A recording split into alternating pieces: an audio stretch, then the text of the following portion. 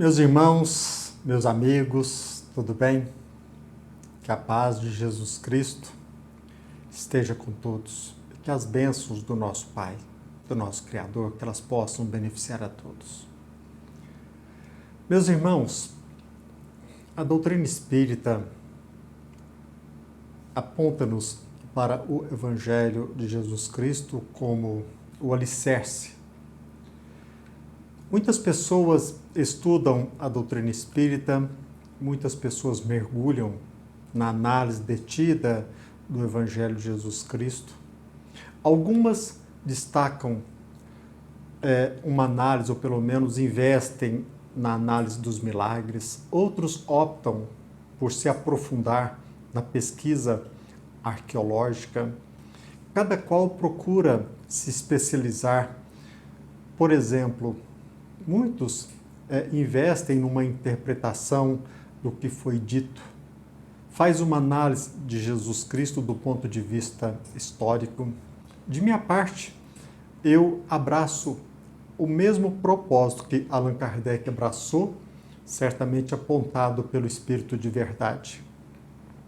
Se você tiver oportunidade, logo no primeiro parágrafo da introdução do Evangelho segundo o Espiritismo, Allan Kardec destaca que ali a preocupação é focar, explorar, desenvolver uma análise do ponto de vista do ensino moral.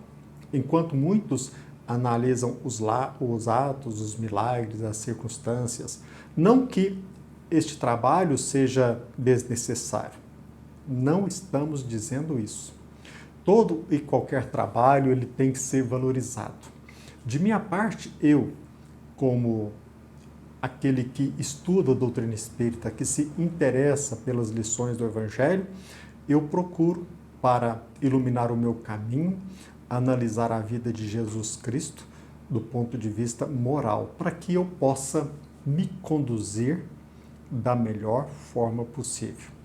Aqui na Terra, muitos conduzem os seus passos, e quando eu falo, eu me refiro a essas pessoas, estou me vinculando à fala àquelas que estão alimentando o propósito de fazer o que é certo. Muitas pessoas que procuram conduzir de forma correta os seus passos quase sempre vinculam o seu caminhar a códigos, a regras, aquilo que está estabelecido em nossa legislação. Quando nós estudamos o Evangelho segundo o Espiritismo, eu convido vocês a se deparar com uma lição belíssima, profunda, o dever. Ali, Lázaro deixa bem claro para nós que o dever ele decorre de uma especulação moral. Especular, questionar, perquirir. Ou seja, nós não podemos apenas conduzir os nossos passos pelo vínculo com o ordenamento jurídico, com o regramento legal. Nós, para que alcancemos a nossa autonomia, nós precisamos cada vez mais perguntar.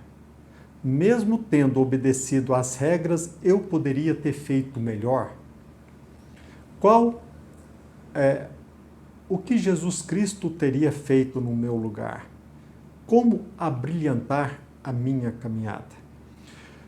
A doutrina espírita nos convida a pesquisar, a perquirir. Allan Kardec relutou de todo custo destacar essa questão, o caráter religioso da doutrina espírita. Por quê?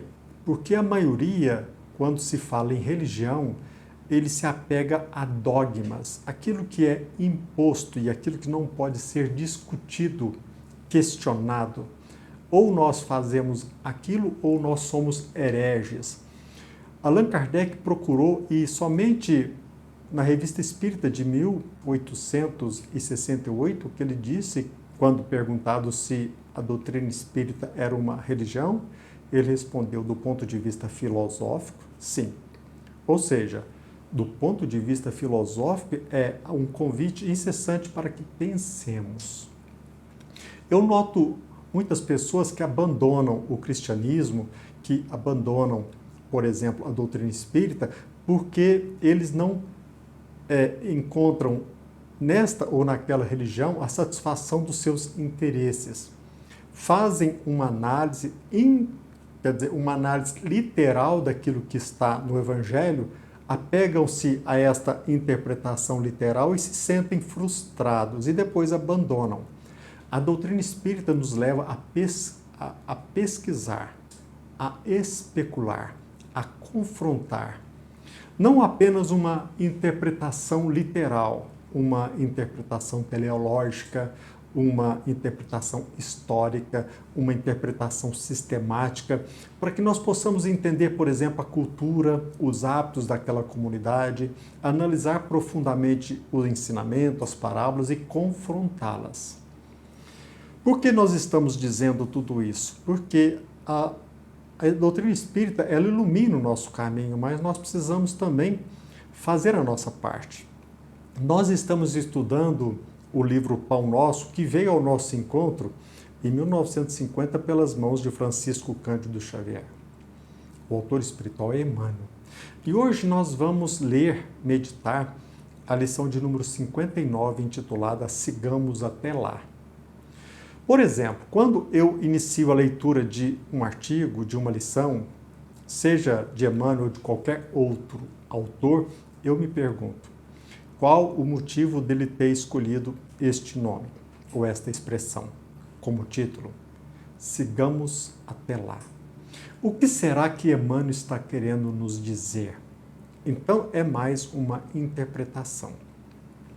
Como eu disse, muitas pessoas fogem dessa ou daquela região porque não encontram satisfeitos os seus pedidos através da prece. E Emmanuel inicia esse comentário se baseando numa passagem de João, no capítulo 15, versículo 7, onde consta ali de forma clara, literal. Se vós estiverdes em mim e as minhas palavras estiverem em vós, pedireis tudo o que quiserdes e vos será feito. É claro que nós também poderemos, no tocante à oração e à prece, nos socorrer a outras passagens do Evangelho, e devemos fazer isso. Mas quase sempre os crentes, os espíritas, os cristãos, se apegam a certas passagens, como, por exemplo, a de São Marcos, no capítulo 11, versículo 24, onde ali encontra-se escancarado o seguinte: seja o que for que peçais, seja o que for que peçais na prece, crede que o obtereis e concedido vos será o que pedirdes. Então as pessoas, ao analisar essa passagem, vinculando apenas a interpretação desta passagem de forma literal, elas se sentem frustradas. Por quê? Fala assim, nossa, eu pedi tanta coisa e nada aconteceu. Será que eu não estou sendo enganado? Será que Jesus Cristo é de fato o mestre dos mestres? Será que ele é o Messias?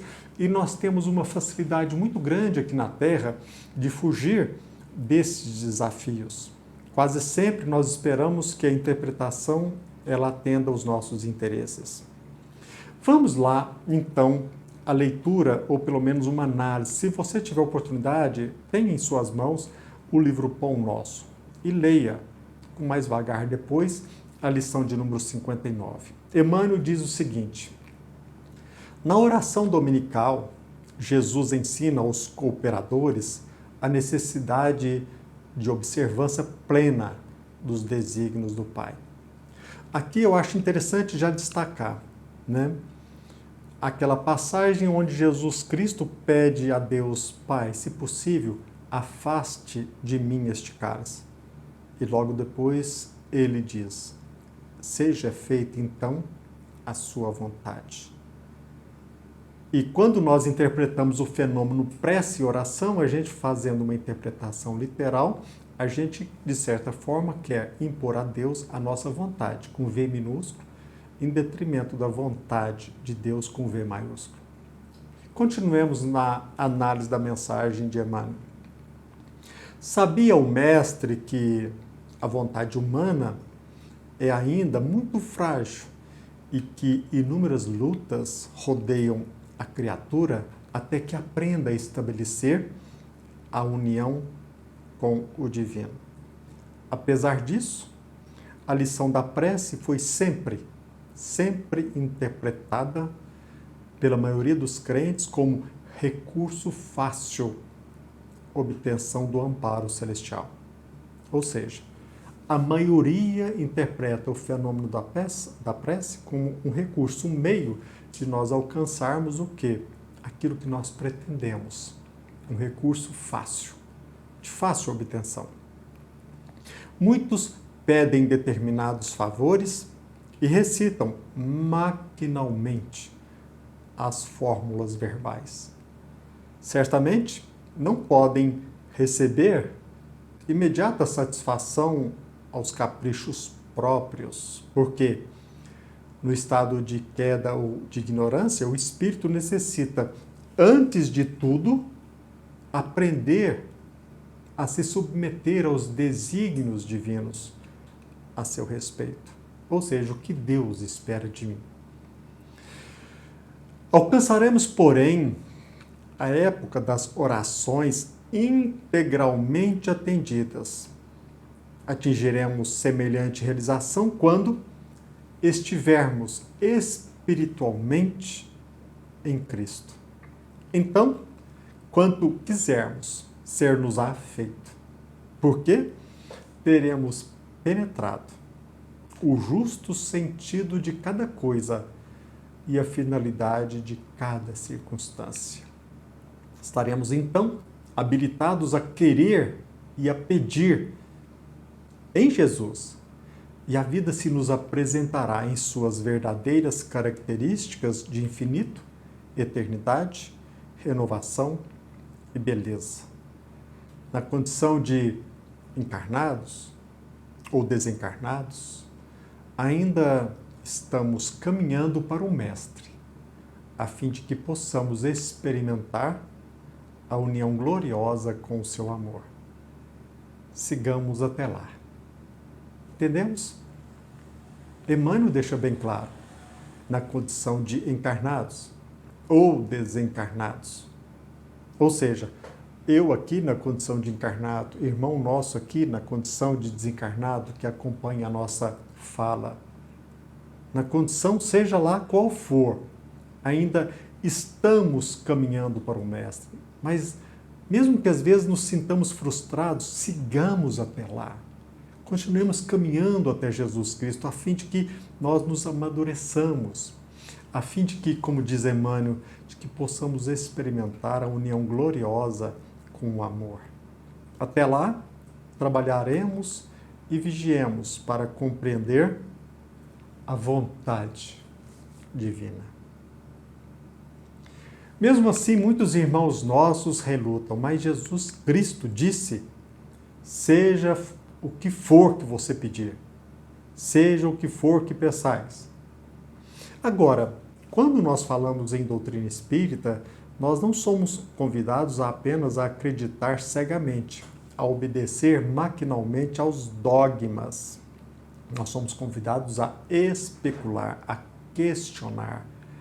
E quais são aqueles estudiosos que fazem uma interpretação sistemática, teleológica, histórica? Qual é aquele que faz um confronto entre passagens, analisa uma passagem em Marcos, outra em Mateus, outra em João, e ainda mais faz uma análise literal, não somente do ponto de vista de entender a mensagem, mas procurar entendê-la profundamente? Qual faz isso? Às vezes as pessoas se esquecem, até mesmo quando Jesus Cristo disse para nós, ensinando-nos que nós encontraríamos condições favoráveis a pedir aquilo quando nós estivermos livres de qualquer mágoa. Basta que você analise, por exemplo, no Evangelho de Marcos, lá no capítulo 11, versículo 25 e 26. Ali consta de forma clara: se nós não perdoarmos, vosso Pai que está nos céus também não vos perdoará os pecados. Numa outra passagem ali em Mateus, no capítulo 20, a gente vai perceber o quê? Um outro ensinamento maravilhoso, quando Jesus Cristo deixa de forma clara, literal. Não sabeis o que pedis. Em qual circunstância? Qual momento? Busquemos lá no Evangelho de Mateus, no capítulo 20, versículo 22. Jesus, porém, respondendo, disse: não sabeis o que pedis. Esta resposta, ou esta afirmação, foi dada no momento em que a mãe dos filhos de Zebedeu, Salomé, se dirigiu a Jesus Cristo e pediu para que os dois filhos dela, João e Tiago, se assentassem à direita dele, um à direita, o outro à esquerda. E Jesus respondeu o seguinte: não sabeis o que pedis. É o que acontece geralmente conosco aqui na Terra. A gente não sabe o que a gente está pedindo. E Jesus destacou: será que eles podem beber o cálice que eu irei beber? Salomé não respondeu, mas os discípulos ali responderam: sim, podemos, porque a mãe Salomé estava acompanhada dos filhos João e Tiago. Agora, a afirmação simples foi o aval, o alvará, a autorização para que eles se assentassem à direita um e à esquerda outro? Não. Jesus Cristo, mesmo assim, o mestre dos mestres, ele asseverou que sentar à direita dele ou à esquerda não cabe a ele decidir, mas Deus, nosso Pai. Então, meus irmãos, por fim, o fato de nós abraçarmos esta ou aquela religião, às vezes iniciarmos um trabalho de assistência social, de caridade, de estudarmos a doutrina espírita, entendermos o Evangelho de Jesus Cristo, nós, por conta disso, nós não podemos achar que nós temos o direito de impor, de exigir, de insistir, de teimar, que a vontade divina se submeta à nossa. Vai chegar um momento em que nós saberemos pedir, sigamos até lá, amadureçamos, não desistamos, não paralisemos a nossa iniciativa. Eu estou desanimado. Emmanuel, no livro Caminho, Verdade e Vida, diz o seguinte a respeito das pessoas que se encontram desanimadas no tocante à prece. Os que se revelam desanimados com a oração confessam a infantilidade de suas rogativas. As pessoas que se declaram desanimadas com o pedido que se faz e não é atendido, elas estão confessando que são infantis em suas rogativas. Então, quando nós amadurecermos cada vez mais, nós saberemos pedir. Até lá, como diz Emmanuel, trabalhemos, vigiemos para compreender a vontade divina. Não desistamos. Saibamos pedir e procuremos materializar aqui na Terra a vontade de Deus. Que a paz de Jesus Cristo esteja conosco e que as bênçãos de Deus que elas possam nos beneficiar a todos. Que assim seja.